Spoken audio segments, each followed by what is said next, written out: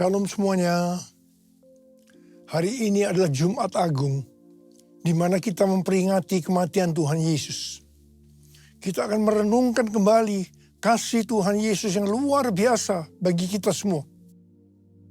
Yohanes 3 ayat 16 berkata, "Karena begitu besar kasih Allah akan dunia ini, sehingga Ia telah mengaruniakan anak yang tunggal, supaya setiap orang yang percaya kepadanya tidak binasa, melainkan beroleh hidup yang kekal."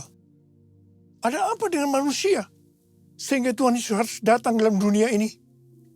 Alkitab berkata, semua orang telah berbuat dosa dan telah kehilangan kemuliaan Allah.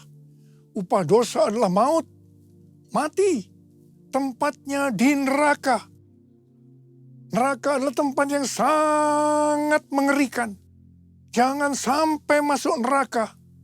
Karena itu Tuhan Yesus datang ke dalam dunia ini untuk menyelamatkan kita semua. Bagaimana cara Tuhan Yesus menyelamatkan kita? Alkitab berkata, Tuhan Yesus yang tidak mengenal dosa, dijadikan dosa oleh karena kita semua. Supaya di dalam Dia, yaitu kita yang percaya kepada Tuhan Yesus, dibenarkan oleh Allah. Apa arti dari ayat ini? Tadi dikatakan semua orang telah berbuat dosa dan telah kehilangan kemuliaan Allah. Upah dosa adalah maut, mati. Jadi Tuhan Yesus harus mati menggantikan saudara dan saya. Salibnya, selamanya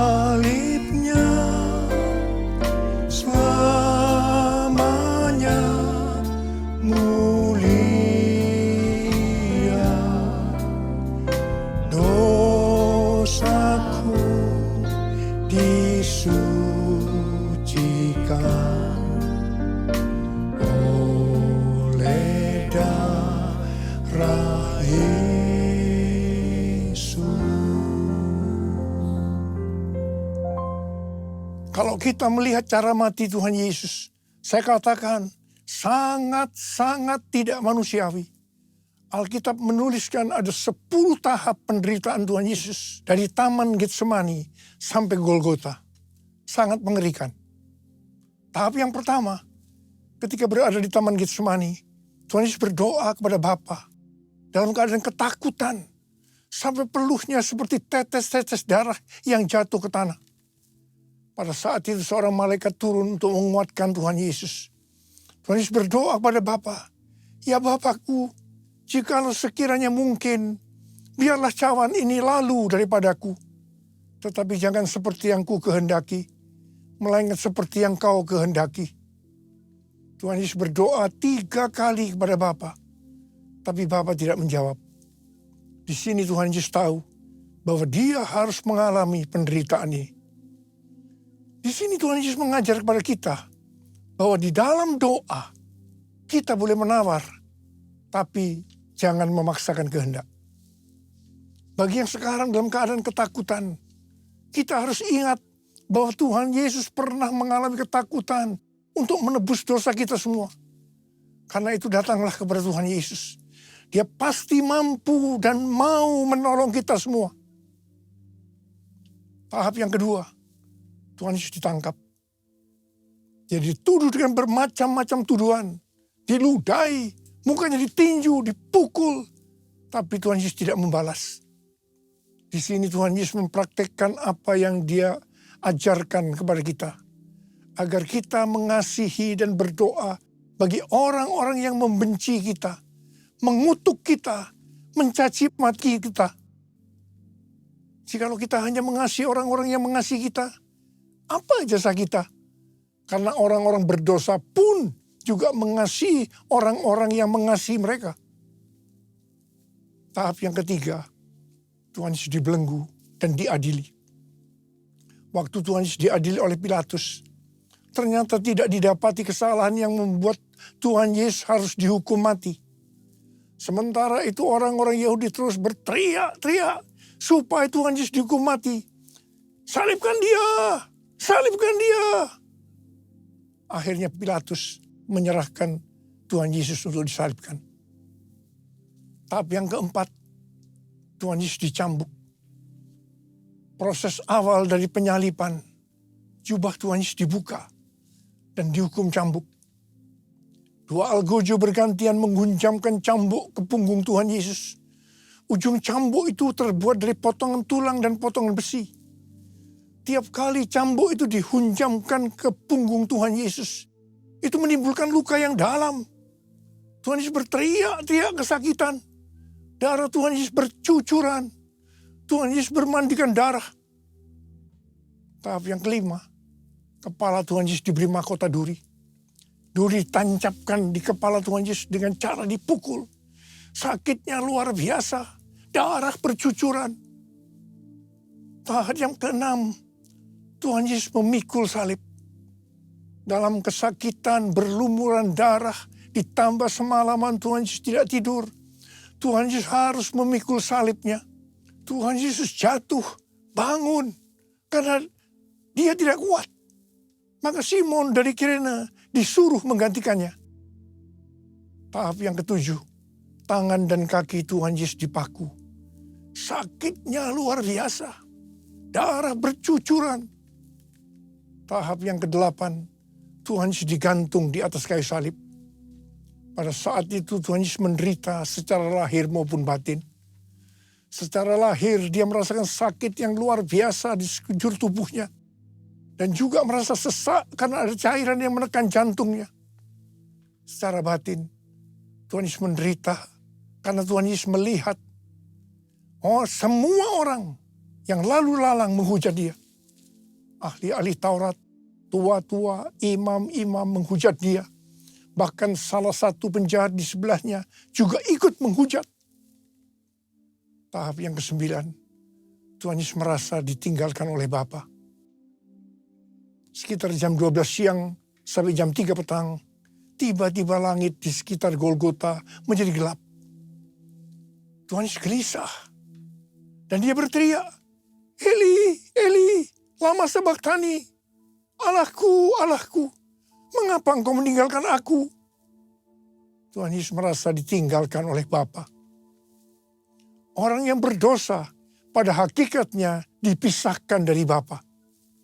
Jadi untuk menebus orang yang berdosa, maka Tuhan Yesus harus merasakan ditinggalkan oleh Bapa. Dipisahkan dari Bapa. Saya percaya ini adalah puncak penderitaan Tuhan Yesus. Penderitaan lainnya tidak ada artinya dibandingkan merasa ditinggalkan oleh Bapa. Bagi saya, kalau saya tidak bisa merasakan hadirat Tuhan, itu adalah hal yang paling berat dalam hidup saya. Karena itu saya selalu setiap hari menjaga langkah-langkah dalam hidup agar saya terus mengalami hadirat Tuhan. Kalau ada dosa, harus cepat diselesaikan supaya terus merasakan hadirat Tuhan. Saya berharap kita semua juga melakukan hal yang sama seperti itu. Kalau ada di antara kita yang sudah tidak merasakan hadirat Tuhan, dan kita menganggap itu hal yang biasa, kita harus bertobat. Tidak ada yang lebih berbahagia daripada kalau kita berada dalam hadirat Tuhan. Sebab Alkitab berkata, di hadapanmu ada sukacita berlimpah-limpah.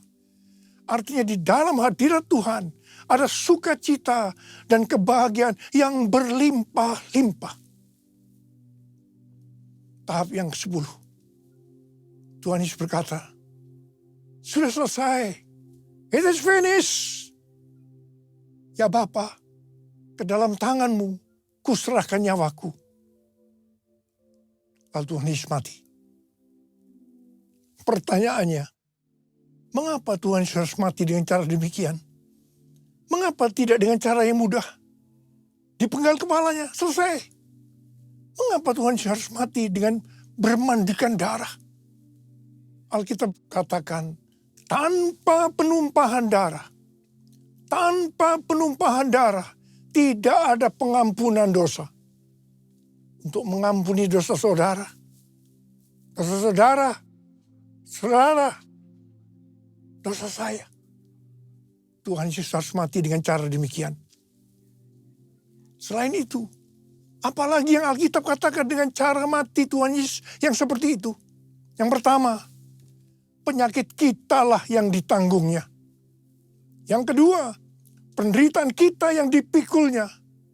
Dan oleh bilur-bilurnya kita disembuhkan. Tak terukur kasih-Mu Yesus, Kau telah mati gantikan diriku. Kau curahkan darah-Mu untuk tebus dosaku. Layaklah Kau Tuhan dipuji dan disembah dengan segenap hatiku. Layaklah Kau Tuhan dipuji dan disembah dengan segenap jiwa ragaku. Dengan segenap jiwa ragaku. Tuhan Yesus mati karena dosa-dosa kita. Dia dikuburkan, tapi pada hari yang ketiga Dia dibangkitkan. Haleluya! Tuhan Yesus tidak selamanya mati, tapi pada hari yang ketiga Tuhan Yesus dibangkitkan. Apa yang Alkitab katakan kalau sampai Tuhan Yesus tidak bangkit? Yang pertama, sia-sialah pemberitaan firman Tuhan. Saya di sini memberitakan firman Tuhan, tidak ada artinya, sia-sia. Tetapi puji Tuhan, Tuhan Yesus hidup. Tuhan Yesus bangkit. Pemberitaan firman Tuhan menjadi tidak sia-sia.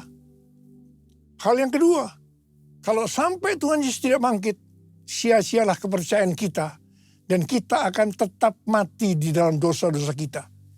Demikian juga dengan orang-orang yang mati di dalam Tuhan. Mereka akan tetap binasa.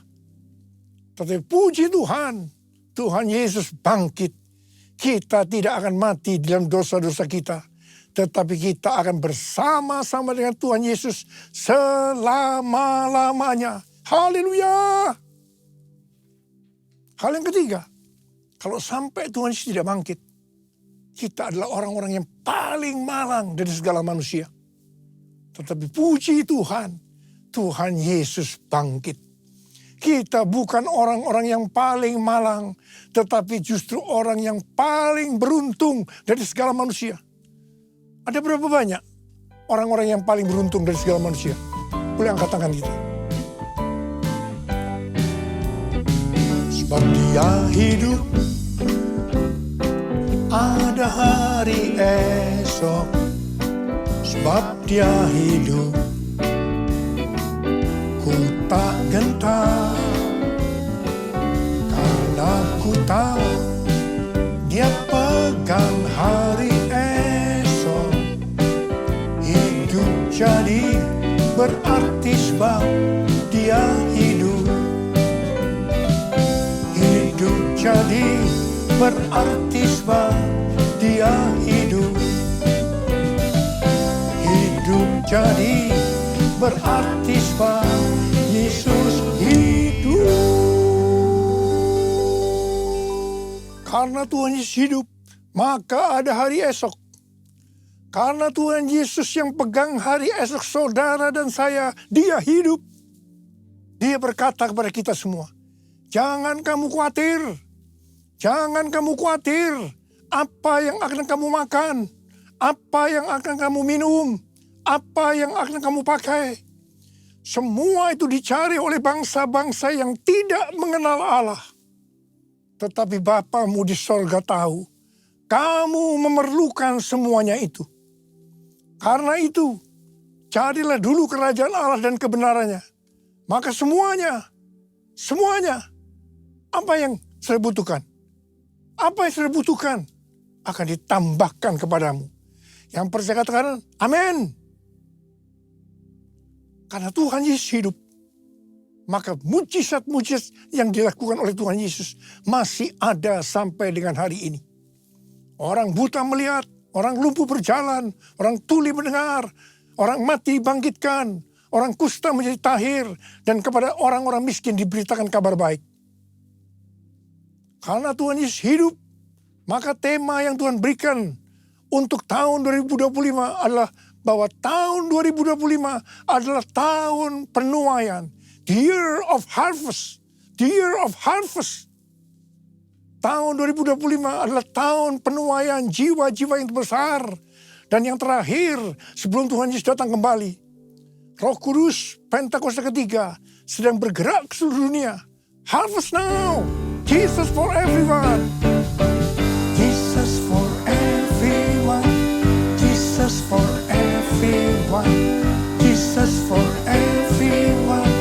Jesus for everyone. Jesus for everyone. Jesus for everyone. Hari-hari ini Tuhan selalu mengingatkan kepada kita tentang tahun 2033. Banyak organisasi-organisasi Kristen, aliran-aliran kekristenan yang sepakat bahwa target untuk menyelesaikan amanat agung adalah tahun 2033. Sesuai dengan Matius 24 ayat 14 yang mengatakan, kalau Injil Kerajaan ini sudah diberitakan di seluruh dunia, menjadi kesaksian bagi semua bangsa. Dengan kata lain, kalau amanat agung sudah selesai, baru setelah itu tiba kesudahannya. Baru setelah itu Tuhan Yesus datang kembali. Kata baru sesudah itu, tidak ada seorang pun yang tahu itu kapan. Bisa 1 hari, 1 minggu, 1 tahun, yang jelas tidak akan lama. Sebab Tuhan Yesus berkata, aku datang segera. 1 Petrus 4 ayat 7 berkata, kesudahan segala sesuatu sudah dekat. Karena itu kuasailah dirimu dan waspadalah supaya kamu dapat berdoa. Jadi dalam menunggu kedatangan Tuhan Yesus kedua kalinya yang sudah semakin dekat, kita harus banyak berdoa, memuji, dan menyembah Tuhan dalam unity siang dan malam. Untuk itu kita harus menguasai diri kita. Dan selalu waspada, artinya berjaga-jaga. Syarat utama untuk menyelesaikan amanat agung adalah kolaborasi antar gereja-gereja Tuhan. Untuk itu gereja Tuhan harus unity.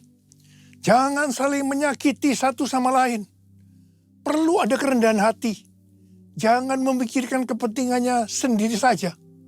Tetapi kepentingan orang lain juga harus diperhatikan. Semangat untuk mencari jiwa atau penginjilan dari anak-anak muda hari-hari ini harus diarahkan yang benar. Bukan diarahkan menginjil di gerejanya orang lain dengan cara yang tidak beretika. Ingat, iblis kalau tidak bisa menghambat penuaian jiwa, dia justru akan mendorong supaya penuaian jiwa terjadi dengan cara-cara yang tidak beretika, supaya terjadi kekacauan, sehingga kolaborasi tidak terjadi. Akibatnya akan menghambat penyelesaian amanat agung. Motivasi dalam penuaian jiwa harus jelas bahwa itu untuk menyelesaikan amanat agung. Sebab Tuhan Yesus akan datang segera. Motivasinya bukan supaya gereja saya kelihatan hebat, paling benar, terkenal. Saya terkesan dengan kesaksian Pendeta Ruben Adi, Ketua Umum GBI. Dia diberi nasihat oleh ayahnya, Pendeta Julius Ishak. Jangan berusaha jadi pendeta yang terkenal, tapi jadilah pendeta yang masuk surga. Amin. Di menara doa pelayanan Jumat kita, banyak dari sinode-sinode lain yang datang. Saya selalu mengatakan bahwa saya tidak akan menggebikan Anda. Anda tetap di sinode masing-masing. Dan mari kita berkolaborasi untuk menyelesaikan amanat agung. Satukan kami ya Tuhan, bersama dengan tali yang tak putus.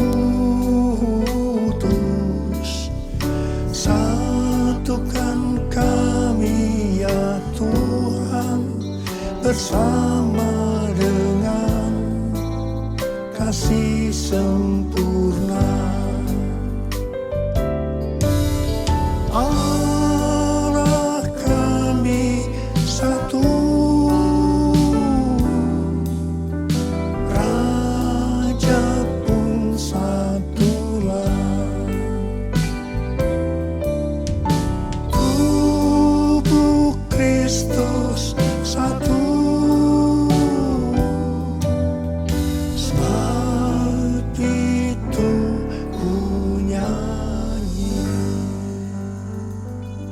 Tahun 2025 adalah tahun penuaian berkat secara materi. Pesan Tuhan yang sangat kuat kepada kita untuk mengalami penuaian berkat secara materi, yaitu kita harus memberikan persepuluhan. Persepuluhan masih berlaku sampai hari ini. Kalau ada orang yang berkata bahwa persepuluhan adalah tidak relevan untuk zaman ini, dengan alasan yang pertama, persepuluhan adalah bagian dari hukum Taurat. Yang kedua, pada zaman anugerah ini, memberi kepada Tuhan tidak dibatasi persepuluhan saja, tapi semau-maunya. Berapa yang mau diberikan, termasuk mempersembahkan seluruh hidup kita. Apakah pendapat ini benar? Jawabannya, ini tidak benar. Yang jelas, persepuluhan dimulai oleh Abraham yang memberikan persepuluhan kepada Melkisedek sebagai gambaran pemberian kepada Kristus. Ini zaman sebelum hukum Taurat. Persepuluhan adalah jumlah minimal yang harus dipersembahkan kepada Tuhan. Nah, kalau yang minimal ini saja dipermasalahkan atau ditolak, apalagi yang lebih besar, bahkan mempersembahkan seluruh kehidupan ini. Itu bohong. Persepuluhan kita berikan karena kita mengasihi Tuhan. Dia terlebih dahulu mengasihi kita. Dia memberikan hidupnya untuk kita. Masakan kita tidak akan memberi kepada Tuhan? Bahkan seluruh hidup kita persembahkan kepada Tuhan. Jadi sekali lagi, saya katakan bahwa persepuluhan masih berlaku sampai hari ini. Sesuai dengan Maliakhi 3 ayat 8 sampai dengan 12. Kalau kita mempersembahkan persepuluhan, maka kita akan diberkati berlimpah-limpah. Kita akan disebut berbahagia karena kita akan bersuka cita. Haleluya. Pembayaran persembahan persepuluhan menyenangkan hati Allah. El Shaddai, El Shaddai, Allah Maha Kuasa. Dia besar, Dia besar, El Shaddai mulia. El Shaddai, El Shaddai, Allah Maha Kuasa. Berkat-Nya melimpah, El Shaddai. Berkat-Nya melimpah, El Shaddai. Mari angkat tangan kita, berbahasa roh.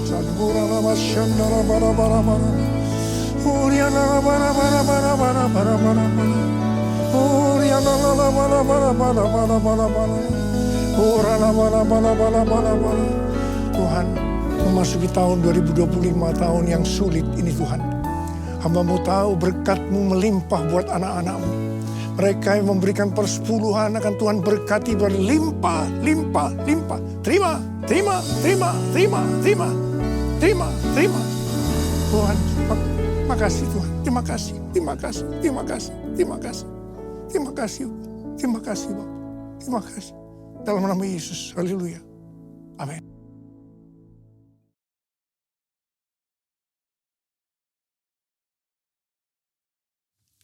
Kita akan masuk dalam perjamuan kudus. Kita akan mengingat ayat ini. Sebab setiap kali kamu makan roti ini dan minum cawan ini, kamu memberitakan kematian Tuhan sampai Ia datang.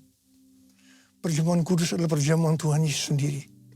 Setiap kali kita masuk ke dalam perjamuan kudus, Tuhan Yesus selalu berkata, biarlah ini menjadi peringatan akan aku. Karena itu mari arahkan hati kita kepada kebaikan Tuhan. Kita akan mengingat kebaikan Tuhan. Supaya kita lebih mengasihi Tuhan Yesus. Lebih mengasihi satu dengan yang lain. Mari tundukkan kepala. Bapa, siapakah kami sebelum kami mengenal Engkau? Kami semua orang berdosa. Upah dosa adalah maut, mati. Tapi Engkau yang tidak berdosa telah dijadikan dosa oleh karena kami semua. Engkau harus turun dari sorga mulia, mati ganti kami dengan penderitaan yang luar biasa. Sungguh kalau kami pikirkan Tuhan betapa baiknya Engkau itu. Kau jadikan kami sebagai anak-anak-Mu. Engkau tuntun, Kau bela, Kau berkati kami. Engkau sembuhkan, Kau ajar kami. Ya Bapa, terima kasih. Engkau hajar juga kalau kami berbuat salah. Ya Tuhan, terima kasih. Terima kasih. Kau ampuni kami. Itu Engkau ya Aba. Itu Engkau ya Aba. Tuhan akan memberkati kita semua melalui perjamuan kudus. Tapi Tuhan mau kita makan dan minum dengan cara yang benar. Karena itu masing-masing sekarang berdoa. Lihat keadaan dirimu masing-masing. Jangan menyimpan dosa. Akui di hadapan Tuhan. Supaya kita diberkati. Supaya kita diberkati. Ampuni Tuhan. Ampuni saya. Ampuni. Ampuni kami semua Tuhan. Ampuni. Bapa, Kau lihat anak-anak-Mu yang saat ini sedang ada di hadapan-Mu Tuhan. Terima kasih. Layakkan kami untuk masuk dalam perjamuan kudus. Terima kasih Bapa. Kami akan masuk dalam perjamuan kudus dengan hati penuh ucapan syukur. Dalam nama Yesus. Amin. Sekarang mari angkat roti di tangan kanan kita tinggi-tinggi. Sebab apa yang telah kuteruskan kepadamu telah aku terima dari Tuhan. Yaitu bahwa Tuhan Yesus pada malam waktu diserahkan mengambil roti dan sesudah itu ia mengucap syukur atasnya. Ia memecah-mecahkannya dan berkata, inilah tubuhku yang diserahkan bagi kamu. Perbuatlah ini menjadi peringatan akan-aku. Sudah dikasih Tuhan. Bukankah roti yang kita pecah-pecahkan ini adalah persekutuan kita dengan tubuh Kristus. Mari kita makan dalam nama Yesus.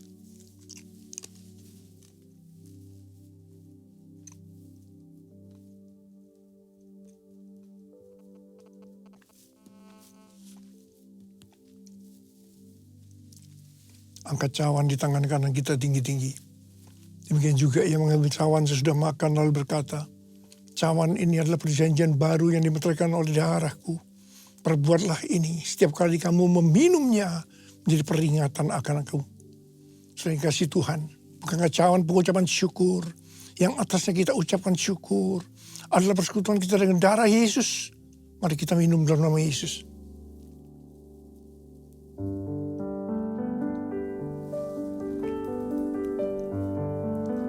Ucapkan syukur dan terima kasih dengan suara. Jangan diam. Tuhan terima kasih ya Tuhan. Tuhan terima kasih Tuhan. Tuhan terima kasih. Terima kasih ya Tuhan. Terima kasih. Bapa berdoa buat anak-anakmu semua. Tuhan, Engkau jamah kami. Terima kasih Engkau mengurapi kami. Terima jamahan Tuhan hari ini. Terima. Yang pengurapan Tuhan, terima. Oh,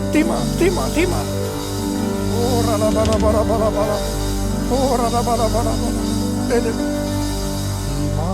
kasih Yesusku. Terima kasih Yesusku. Puji syukur hanya bagi Tuhanku. Terima kasih Yesusku. Terima kasih Yesusku.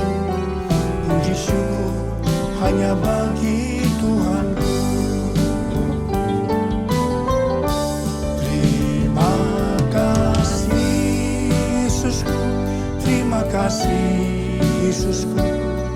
Puji syukur hanya bagi Tuhanku.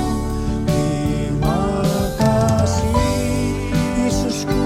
Terima kasih Yesusku. Puji syukur hanya bagi Tuhanku.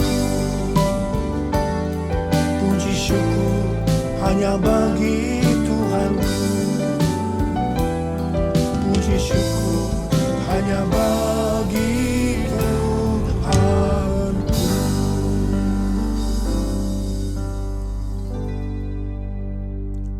Sekarang terimalah berkat Tuhan.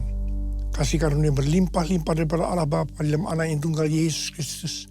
Persekutuan yang manis dengan Roh Kudus menyertai kita semua mulai hari ini sampai Tuhan datang menjemput kita di awan-awan dan bahkan sampai selama-lamanya. Yang percaya bersama-sama katakan, amin.